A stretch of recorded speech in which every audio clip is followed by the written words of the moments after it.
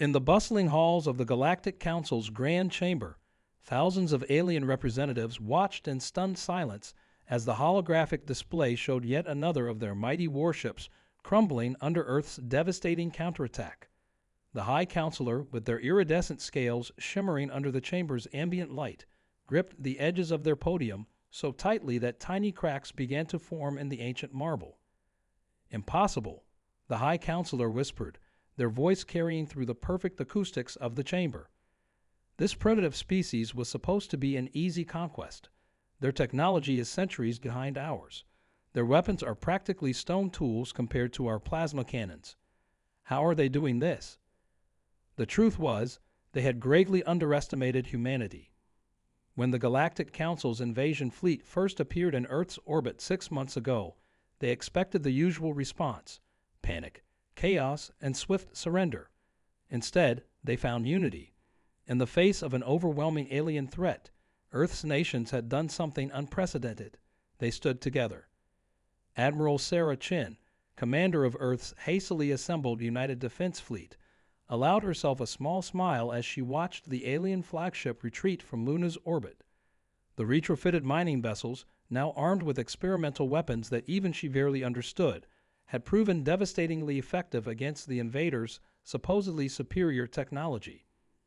"Ma'am," her communications officer called out, "we're receiving another transmission from the Council. They're requesting a ceasefire." The Admiral's smile faded as she remembered the billions lost in the initial assault. Cities reduced to ash, entire coastlines vaporized, all because the Council had deemed humanity too aggressive to join their galactic community. Their solution had been simple: subjugate Earth before humans developed space travel capabilities. Back in the Council chamber, a younger representative from the Centaurian delegation rose to speak. "Honored Council, perhaps we should consider the possibility that our assessment of humanity was flawed." The representative's tentacles twisted nervously as they continued. "Our reports indicated they were divided, primitive, and defenseless. Yet in mere months, they've adapted our own technology against us, developed countermeasures we thought impossible, and demonstrated tactical innovations that our military analysts are still struggling to comprehend." The chamber erupted in murmurs as classified footage began playing on the main display. It showed human fighters executing maneuvers that defied conventional space combat doctrine, using their planet's debris fields in ways that turned their technological disadvantage into a strategic advantage. Most disturbing to the Council was the speed at which humans learned, adapted, and improved. "They're not just surviving," the Centaurian continued, their voice trembling slightly. "They're evolving their strategies faster than our eye can predict. Every defeat makes them stronger. Every fallen city becomes a symbol of resistance. And now," the representative paused, letting the gravity of their next words sink in, "now they're pushing us back." On Earth, in the underground command center of the United Defense Force, Admiral Chen studied the latest intelligence reports. The alien fleet was regrouping near Mars, their formations showing signs of confusion and disarray. The Council's perfect record of successful planetary subjugations was about to gain its first black mark, and humanity wasn't planning to stop at mere defense. "Send word to all commands," Chen ordered, her voice steady and determined. "Operation Prometheus is a go. It's time to show the Galactic Council why they should have offered friendship instead of conquest." As her orders spread across Earth's combined fleet, a new chapter in human history was about to unfold. The Council had wanted to prevent humanity from reaching the stars. Instead, they had given humanity the very tools needed to survive among them. And now the entire galaxy would have to face the consequences of their mistake. Operation Prometheus was more than just a counterattack.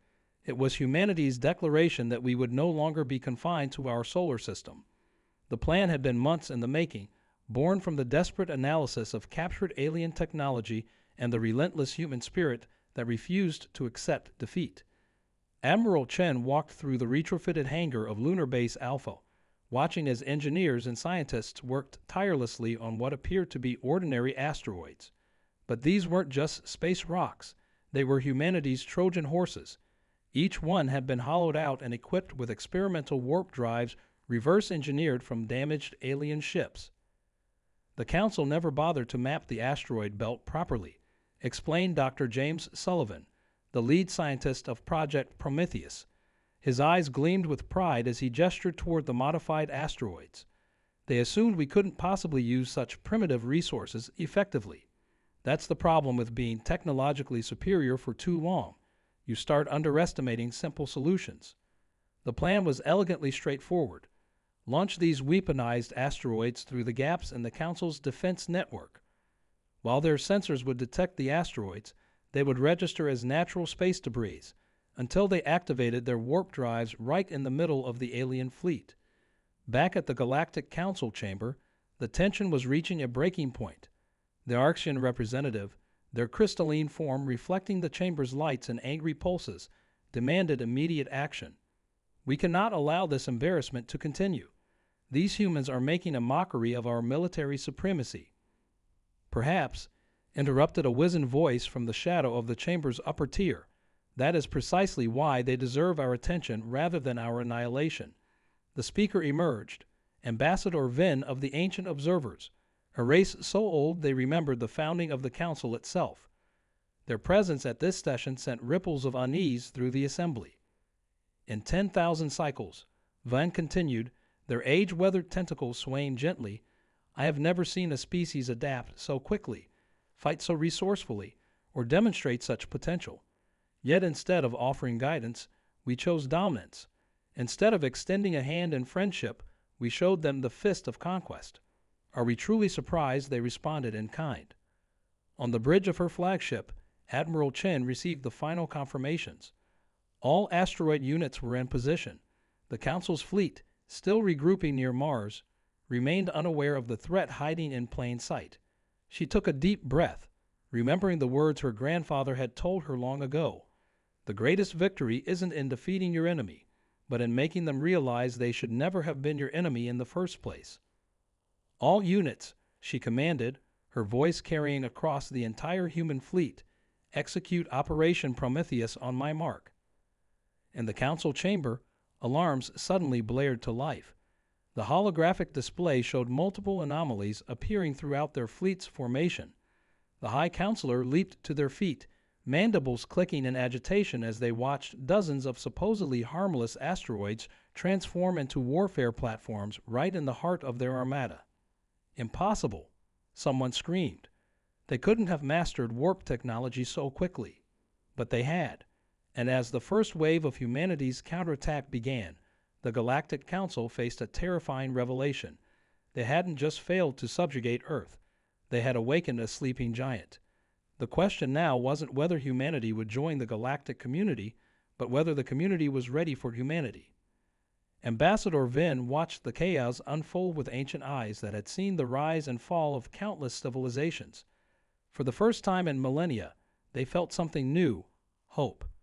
Perhaps these humans would be the change the galaxy so desperately needed. The asteroid fleet's activation was just the beginning. As the Council's warships scrambled to respond, they found themselves caught in a carefully orchestrated trap. Each weaponized asteroid not only carried advanced weaponry, but also emitted signals that disrupted the aliens' sophisticated targeting systems. The technology was crude by Council standards, but its very simplicity made it impossible for their advanced systems to counter.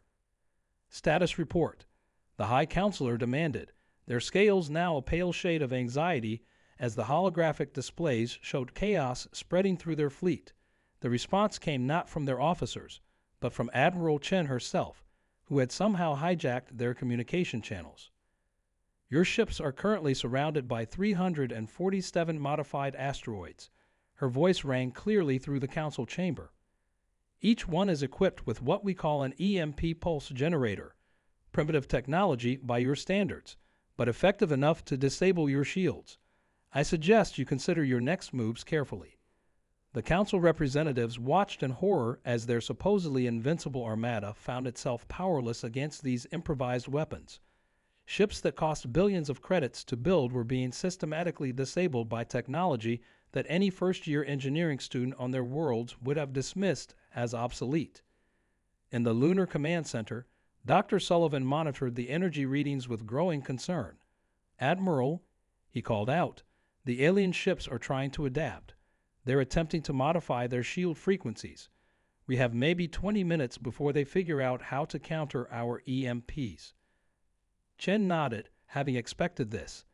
"That's all the time we need. Launch Phase 2. Across the solar system, hidden facilities on Mars, Europa, and several seemingly abandoned space stations suddenly burst to life. These weren't military bases. They were manufacturing plants, secretly constructed using salvaged alien technology. For 6 months, while the Council thought they were merely fighting a defensive war, humanity had been preparing for this moment. Ambassador Vin watched the unfolding events with growing fascination. The humans hadn't just learned to use Council technology. They had reimagined it entirely. Where Council engineers saw finished products, humans saw raw materials that could be taken apart, recombined, and reproposed in ways that defied conventional wisdom. The Council's military commander, General Zix, realized too late what was happening. "They're not trying to destroy our fleet," they announced, their metallic voice carrying a note of dawning comprehension. "They're harvesting it. Every disabled ship becomes raw material for their factories. They're building something, but what?" The answer came in the form of a massive energy signature emerging from behind Mars. At first, the Council's sensors couldn't make sense of what they were detecting. It appeared to be a ship, but its design violated dozens of their fundamental engineering principles. It was ugly, asymmetrical, and by all their calculations, should have been impossible. "This," Admiral Chen's voice returned, filled with unmistakable pride, "is the UES Phoenix. The first of many. You gave us the pieces, but the design is purely human. Your ships are beautiful, elegant, and perfect. Ours? Ours are effective. The Phoenix moved with impossible agility for its size, using gravitational slingshots and electromagnetic fields in ways that made the Council's top physicists question their understanding of space-time itself. It wasn't just a warship. It was humanity's answer to the age-old question. What happens when you give a species that spent its entire history adapting and overcoming limitations access to advanced technology?" The High Counselor stood in silent awe, watching as their perfectly ordered galaxy underwent an irreversible change. Humanity hadn't just survived their attempt at conquest. They had turned it into an opportunity for advancement that should have taken centuries to achieve. And now, as the Phoenix approached their flagship, the entire Council held its breath, waiting to see what these unpredictable humans would do next. Just as the Phoenix approached the Council's flagship, every sensor array in the solar system suddenly lit up with new warnings. Space itself seemed to tear open as massive vessels emerged from hyperspace, ships that neither the Council nor humanity had ever seen before. Their designs were organic, almost crystalline, and they moved with a fluidity that made both human and Council ships look primitive by comparison. Admiral Chen's tactical display erupted with data as the Phoenix's sensors tried to analyze these new arrivals. Unknown vessels, she broadcast on all frequencies, maintaining her composure despite the unexpected development. "This is Admiral Sarah Chen of the United Earth Defense Force. You have entered a combat zone. Identify yourselves." The response came not in words, but in images and emotions that flooded every communication system. The crystalline ships were operated by the Precursors, an ancient race that had seeded the galaxy with life eons ago. Long before even the Council existed, they had been watching, waiting, and judging how their various children would interact. In the Council chamber, Ambassador Vine's tentacles trembled with recognition. The Makers, they whispered, using a term so old it had passed into legend. They were said to appear only in times of great change or great danger. The Precursor vessels positioned themselves between the human and Council fleets, their crystalline structures refracting the sun's light in mesmerizing patterns. Through their shared mental broadcast, they revealed a truth that shook both civilizations. The Council's attempt to subjugate Earth hadn't been random. It had been engineered. Dr. Sullivan, working frantically to decode the complex emotional and visual messages, pieced together the terrible reality. "They're saying there's something coming," he reported, his voice growing more urgent with each translation. "Something that threatens the entire galaxy. The Council's attack on Earth was meant to force us to evolve, to adapt, to become stronger. In the depths of space, beyond the edge of human detection range, dark shapes were moving. The precursors showed visions of an enemy that had consumed countless galaxies, beings of living darkness that devoured civilizations that had grown too complacent, too set in their ways. The Council, for all its advancement, had become stagnant. But humanity, your species, the precursors communicated directly to Admiral Chen, their thoughts carrying ancient wisdom and urgent necessity, possesses something unique. You don't just adapt, you thrive on challenge. You don't just survive, you transform your defeats into victories. The Council needed to be humbled, and humanity needed to be pushed to its limits. Because what comes next will require both of us. The Phoenix's crew watched in awe as the precursor ships began sharing technological insights that made even their recently acquired Council technology seem basic. But these weren't weapons or defenses. They were tools for collaboration, for combining the Council's refined technology with humanity's raw innovation. Admiral Chen looked at her tactical display, where the dark shapes at the edge of their space grew closer with each passing moment.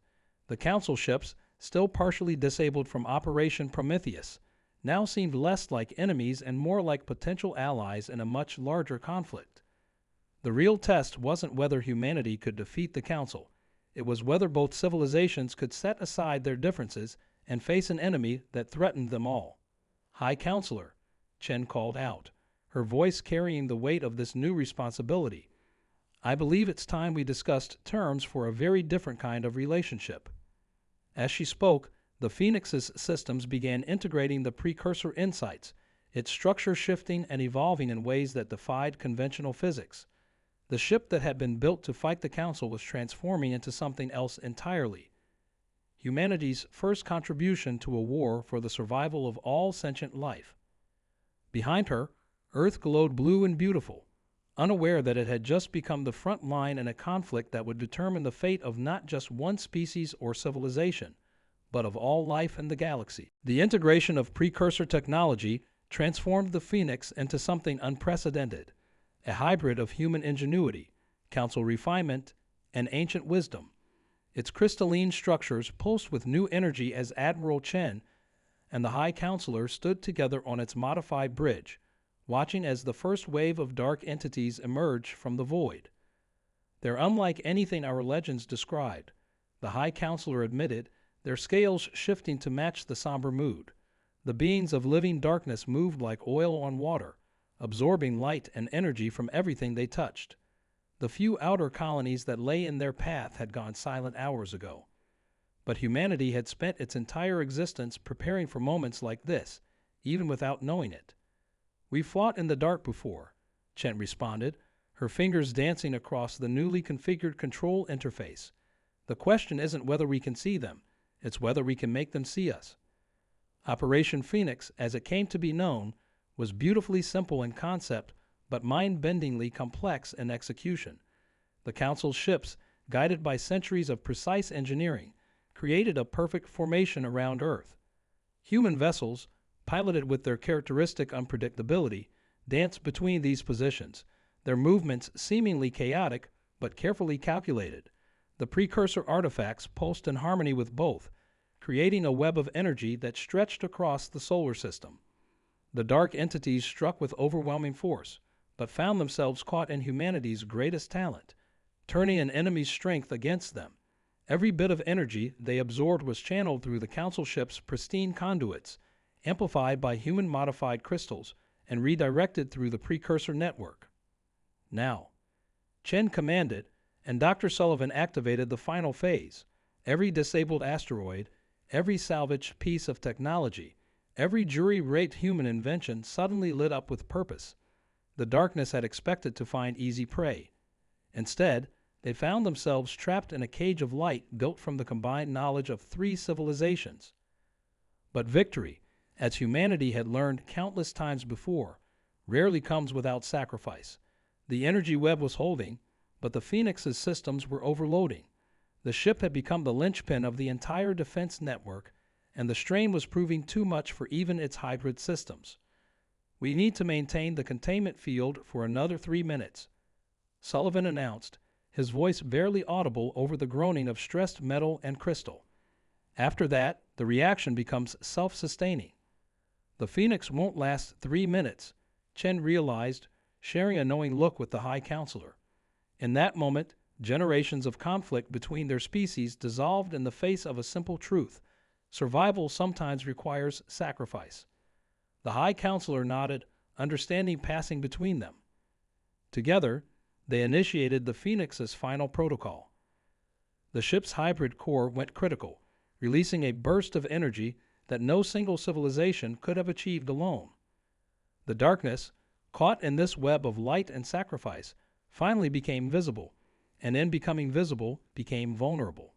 When the light faded, the Phoenix was gone, but in its place, a new kind of space had emerged, one where the boundaries between human, council, and precursor technology had permanently blurred. The dark entities hadn't just been defeated, they'd been transformed, their energy absorbed and repurposed by the very civilizations they had sought to consume. As rescue ships approached the blast zone, they found something unexpected floating in the debris field. A single crystalline structure, pulsing with familiar energy patterns. Within it, somehow preserved by forces even the precursors hadn't predicted, were Chen and the High Counselor, unconscious but alive. Ambassador Ven, studying the readings from the safety of Earth, understood what they were seeing. The Phoenix hadn't been destroyed. It had evolved, taking its crew with it. In its place was something new, proof that the greatest power in the universe wasn't technology, wisdom, or even adaptability, but the moment when all three came together in the hands of those willing to sacrifice everything to protect not just their own world, but all worlds.